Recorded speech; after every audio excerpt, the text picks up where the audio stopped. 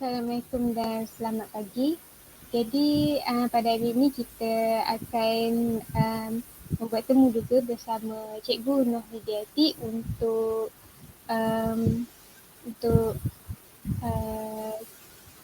subjek EDUP 3143 iaitu sosiologi.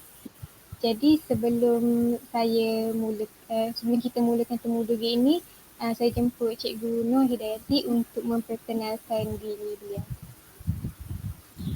Waalaikumsalam. Terima kasih kepada Amalia Aimi untuk memulakan sesi yang ini. Saya perkenalkan terlebih dahululah diri saya secara ringkas. Nama penuh Cikgu Nur Hidayati binti Abdul Rahman. Sekarang ini bertugas sebagai seorang guru di Sekolah Kebangsaan Tengku Mahamud, Besut. Mengajar mata pelajaran utama adalah matematik dan mata pelajaran lain adalah pendidikan seni visual.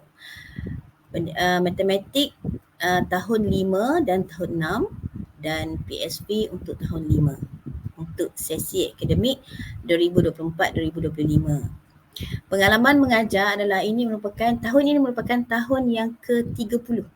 30 cikgu telah menjadi seorang guru di 4 buah sekolah. Posting yang pertama di SRK Stone Yahya Petra 2 Kuala Kerai, Kelantan. Kemudian ke SK Pangkalan TLDM Lumut, Perak. Kemudian berpindah lagi ke SK Tanah Putih Pekan, Pahang. Dan SK Tengku Mahmud adalah sekolah yang keempat. Maknanya 4 buah negeri, di 4 buah sekolah di 4 buah negeri. Yang berbezalah dan sudah semestinya pengalamannya sangat berbeza.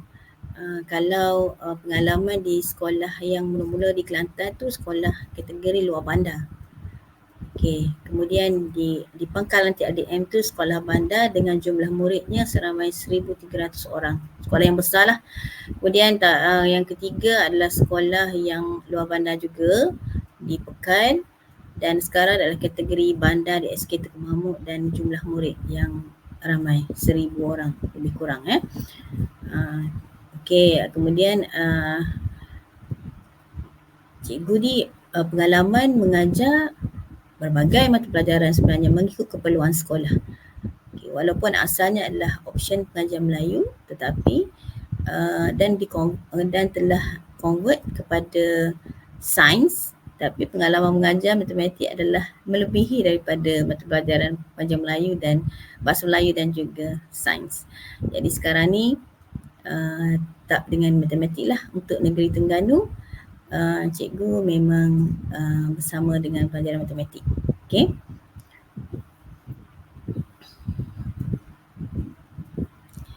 Jadi sebelum kita mulakan temu duka, izinkan saya untuk mengulas dulu topik yang akan dibincangkan ini.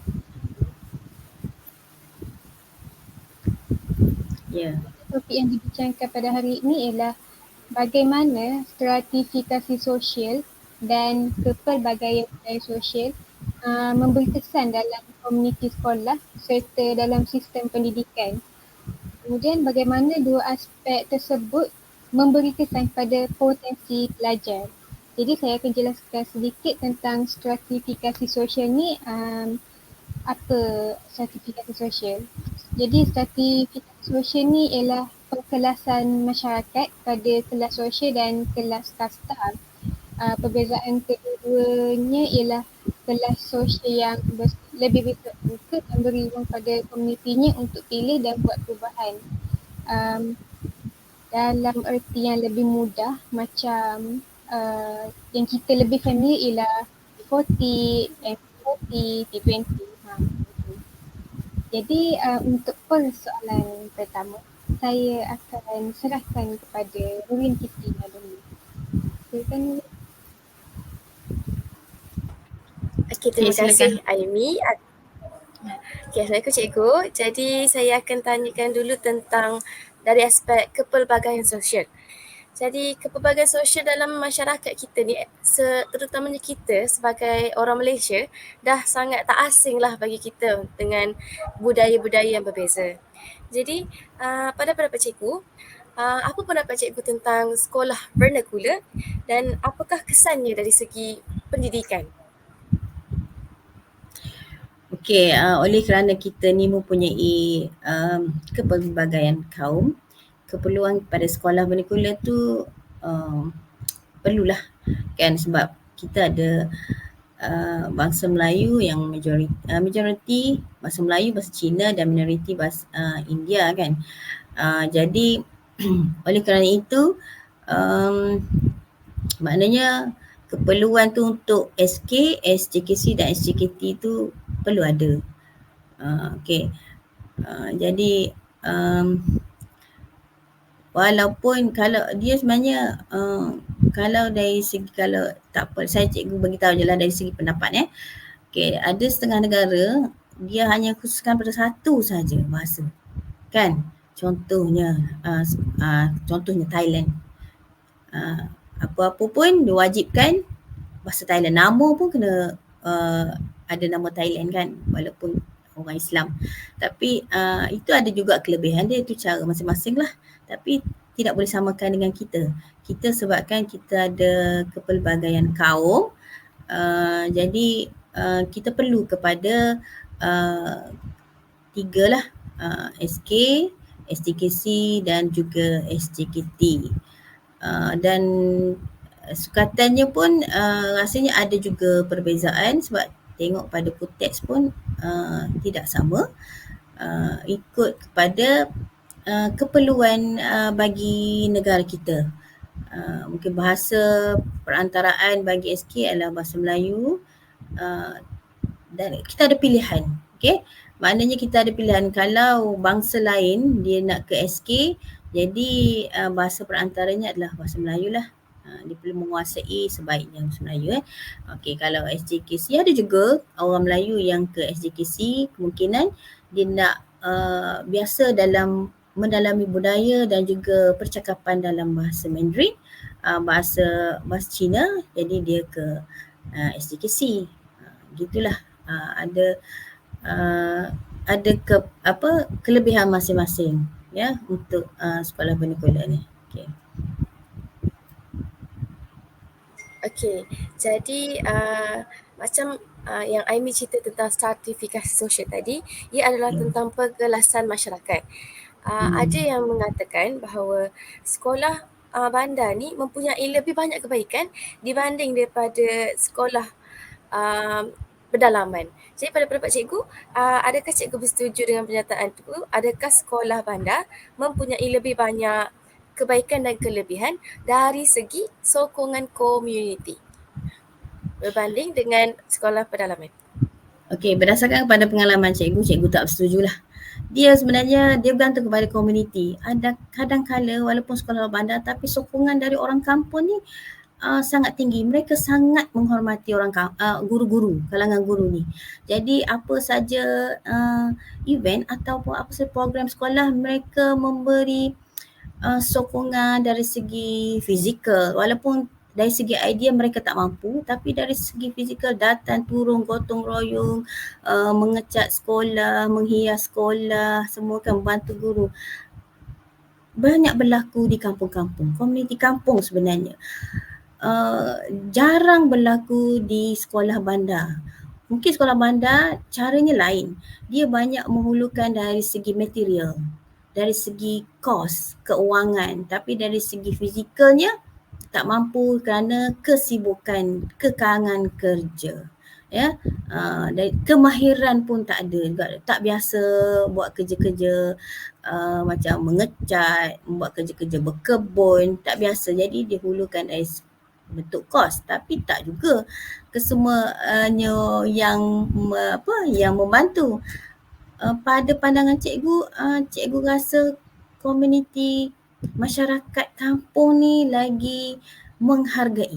Dia lebih menghargai dan dia memandang tinggi institusi sekolah ni sebagai satu benda yang perlu keutamaan kepada anak mereka bagi setengah tempat lah. Okay. Jadi kalau lebihnya kepada sekolah bandar tu, bagi cikgu tak setujulah. Kalau cikgu dari segi saya lebih suka kepada sokongan datang ke sekolah, membantu dari segi fizikal tu lagi erat, lagi mengukuhkan lagi pertalian dari segi guru dan juga ibu bapa, berbanding hanya kita menghulurkan dari segi material dan tuannya tak ada. Jadi hanya sampai je material, tu maknanya jiwa tu, maknanya hubungan jiwa antara guru dan ibu bapa tu kurang. Jadi cikgu lebih suka kepada komuniti kampung, yang ke kampung yang tadilah yang cikgu nyatakan tadi. Jadi apa yang kata kelebihan kepada bandar tu, cikgu tak setujulah. Tak setuju, lebih kepada macam 70-30 lah. 70 berat kepada komuniti kampung. Okay. Yang bandar ni kurang sikit. Berdasarkan pada pengalaman lah. Ya. Okay. Okey, jadi itu saja soalan dari saya. Saya kembalikan kepada saudari Aimi.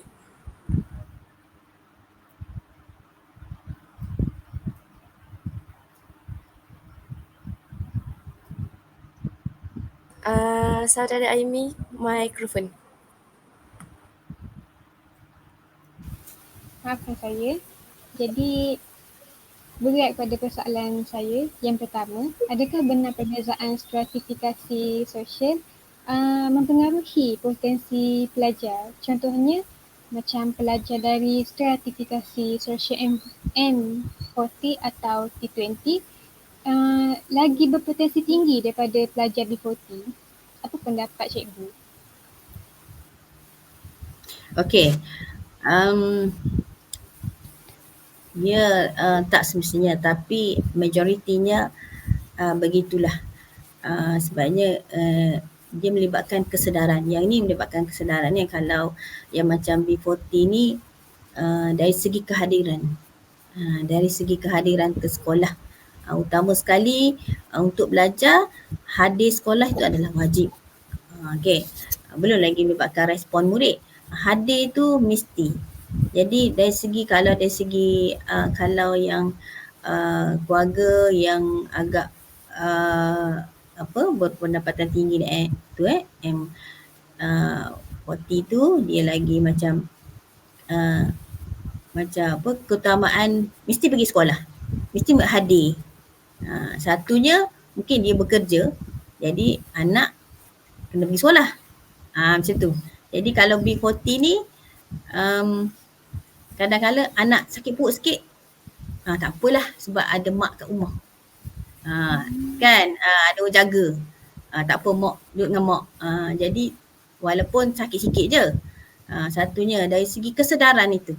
Dari segi kesedarannya, jadi perlu, jadi berbezalah. Taklah semua, tapi kebanyakannya macam tu. Dan macam kalau B40 ni ada yang macam masalah pengangkutan, nak pergi sekolah ni hari ni tak ada orang nak hantar. Jadi tak pergilah sekolah. Macam tu. Jadi maknanya tak serius nak hantar anak sekolah tu, memang lebih kepada yang satu yang yang menyedari keperluan pada persekolahan ni adalah important. Lagipun pergi sekolah, dia boleh menyediakan bahan-bahan untuk anak-anak dia, bagi belanja dengan secukupnya dan beri keselesaan pada anak-anak dia di sekolah. Okey, lebih berbanding dengan B40 ni kadang-kadang mereka tak mampu nak beri anak belanja yang banyak untuk daripada pagi sampai petang sambung dengan kelas kafar. Jadi maknanya nak suruh betul-betul anak pergi sekolah tu tak berapalah kalau tak ada duit, nak pergi sekolah macam mana kan. Jadi dari segi itu, tapi taklah semua. Ada yang B40 yang sedar dia perlu anak dia mengubah nasib mereka. Pelajaran tu sangat penting. Jadi benda tu tidak berlaku. Dia usahakan juga anak dia datang ke sekolah. Jadi dari segi kehadiran lah, kalau kawasan besut ni begitulah selalunya. Kalau utamanya di kawasan pulau perhentian apa, anak-anak digalakkan bekerja, membantu ibu bapa di kedai dan sebagainya, jadi dia tak hadir ke sekolah. Jadi maknanya dari segi kesedaran untuk persekolahan ni sangat rendah lah kalau untuk kumpulan B40. Dia lebih kepada yang ni, lebih kepada M40 lah. Okay. Seterusnya, berkenaan kepelbagaian budaya sosial, adakah di sekolah, sebelum tu boleh saya tahu jika cikgu, sekolah cikgu adalah sekolah luar bandar atau sekolah di bandar? Sekolah bandar. Jadi boleh saya tahu jika terdapat banyak kepelbagaian budaya sosial, seperti macam adakah sekolah puan ni, sekolah cikgu ni banyak mempunyai pelajar berbilang kaum? Okey, kalau sekolah Tengku Mahamud ni 100%-nya adalah dari bangsa Melayu lah. Tak ada dah. Kalau dulu ada juga seorang dua macam tu lah. Misalnya daripada UDM tu ada yang dari Sabah Sarawak yang bertugas kat sini, adalah orang Iban, orang Kadazan ada, tapi sekarang dah tak ada. Sekarang ni 100% Melayu lah. Nak cerita tentang perbezaan sosio budaya tu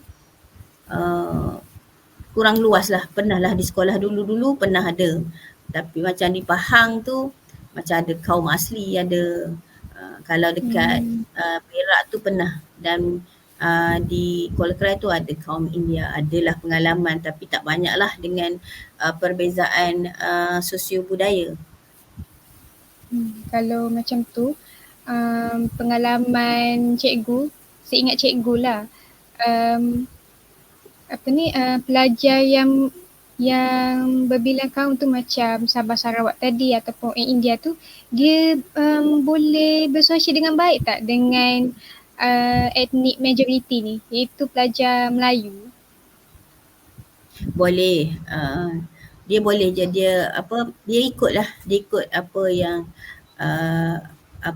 program sekolah. Kalau macam melibatkan keagamaan, dia berada dalam kelas, tak ada yang masalah lah.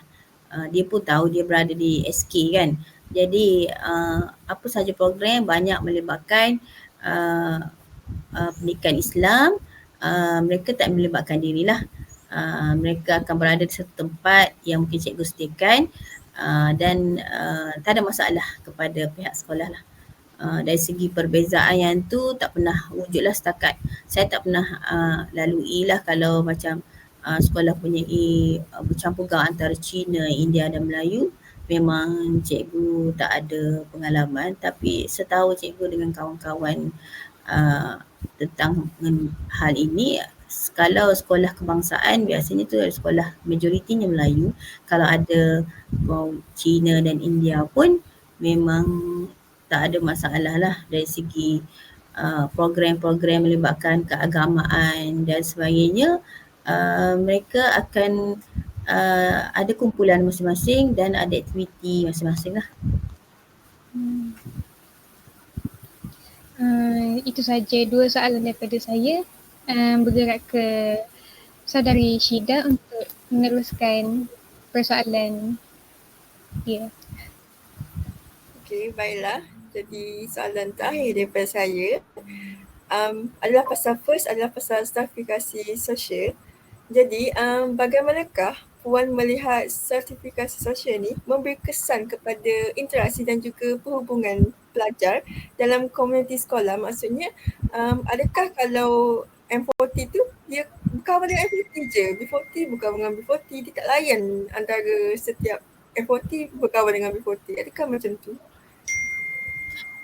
Sebenarnya kalau di peringkat sekolah rendah, saya tak pernah tengoklah wujudnya keadaan macam tu. Mungkin cikgu pihak sekolah pun memandang semuanya adalah secara sama rata, dan setakat ni tidak ada wujud yang macam kumpulan-kumpulan perbezaan macam tu dan berlaku macam suatu yang tak elok, sebenarnya mengejek dan sebagainya. Setakat cikgu berada di sekolah ni tidak ada, alhamdulillah. Walaupun sebahagiannya adalah M40, sebahagiannya adalah B40. Kerana sekolah cikgu ni sebahagian besar adalah golongan yang kaki tangan awam. Ada anak guru, ramai anak pensyarah, dan juga yang berpendapatan tinggi lah. Manakala B40 ni ada juga, tapi macam keadaannya seperti 60%, 40%. M40 ni melebihi daripada B40. Tapi jurangnya untuk keadaan biasa tidak pernah ada mencetuskanlah suatu yang tidak elok berlaku di sekolah, kerana kalau dari segi B40 ni pihak sekolah sentiasa mengambil cakna, mengambil berat akan keadaan murid. Contohnya kalau kita pastikan murid tu perlu dibantu, unit kebajikan akan ambil satu inisiatif lah untuk membantu murid dari segi keuangan, dari segi motivasi. Unit bimbingan dan kaunseling pun ada untuk membuat ziarah cakna, banyak program ya, ziarah cakna kepada murid, kenapa, bagaimana untuk membantu murid itu supaya dia lebih datang ke sekolah. Lepas tu dari segi keperluan kita bantu, kita mohon sumbangan dari golongan M40 dan memang mereka sangat membantu. Bila kita, cuma cikgu yang kena uruskan lah, cikgu kena pastikan dan kena uruskan perantaraan di antara dua golongan ini supaya M40 dapat membantu B40 melalui institusi sekolah.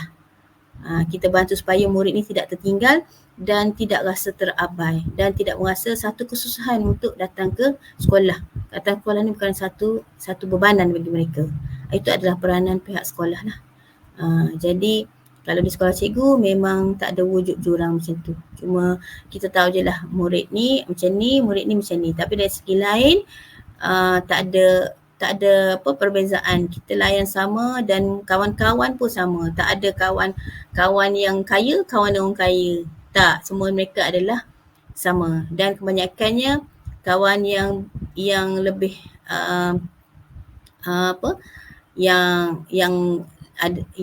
M40 ni dia membantu kawan-kawan yang B40 walaupun di kalangan murid sekolah rendah.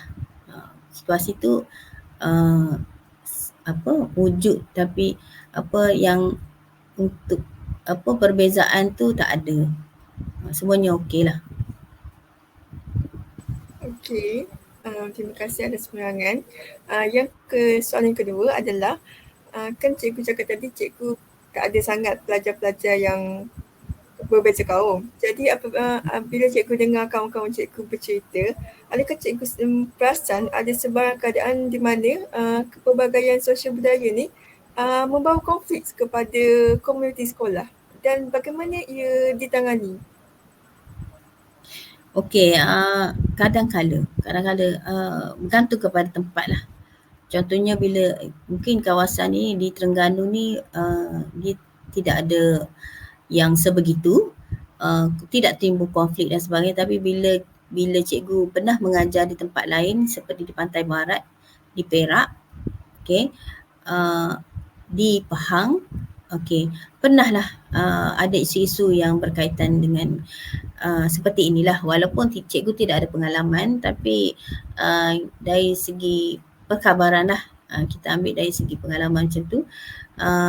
Macam kalau di Perak tu ada macam ada golongan yang kawasan cikgu tinggal tu ramai dari segi golongan Cina di kawasan Siti Awan. Jadi memang ada konflik juga. Di situ ada sekolah, ada SK, ada SGKC dan SGKT. Walaupun cikgu mengajar di SK, tapi pengalaman guru-guru lain yang pernah datang dari SGKC dan SGKT banyaklah berperkongsian lah pada cikgu. Dan ada sekolah SK pun mempunyai pelbagai kaum. Tapi dari segi ada wujud juga konflik seperti itu. Tapi cikgu yang di sekolah tersebut dia akan menyelesaikan dalam skop di sekolah je lah pendidikan. Maknanya apa yang berlaku di luar tu memang tidak campur tangan. Okay, kalau apa sekiranya apa saja konflik yang berlaku di sekolah hanya diselesaikan di sekolah lah saja. Kalau perkara berlaku di luar sekolah memang di luar kuasa pihak sekolah, memang tidak campur tangan lah, begitu. Kadang-kadang isunya jadi sensitif kan. Jadi apa tangani apa yang berlaku tu hanya dalam sekolah saja. Dalam sekolah tu kita hanya mendengar je lah. Tidak campur tangan. Mungkin berlakulah. Ada kalau jumlah yang bukan macam dia ramai macam contohnya Melayu dan Cina tu dia sama-sama ramai. Bilangannya lebih kurang. Dia tak ada minoriti dan tak ada majoriti. Dia punya kemungkinan berlaku tu ada. Okay. Dari segi perbezaan gitu mungkin ada puak-puak boleh wujud lah. Tapi biasanya cikgu dia sama rata je. Walaupun cikgu tu Melayu ataupun Cina, dia sama je. Setakat ni apa yang cikgu alami dari segi guru tak ada masalah. Mungkin dari segi murid lah yang datang dari pelbagai keluarga ni, tu yang bawa masalah kepada pihak sekolah. Okay. Okey, terima kasih cikgu. Saya rasa itu sahaja sesi interview kita pada hari ini. Terima kasih sangat-sangat kerana membantu kami dalam menyiapkan tugasan sosiologi ini. Sekian itu sahaja. Terima kasih. Sama. Cikgu. Terima kasih cikgu. Sama-sama.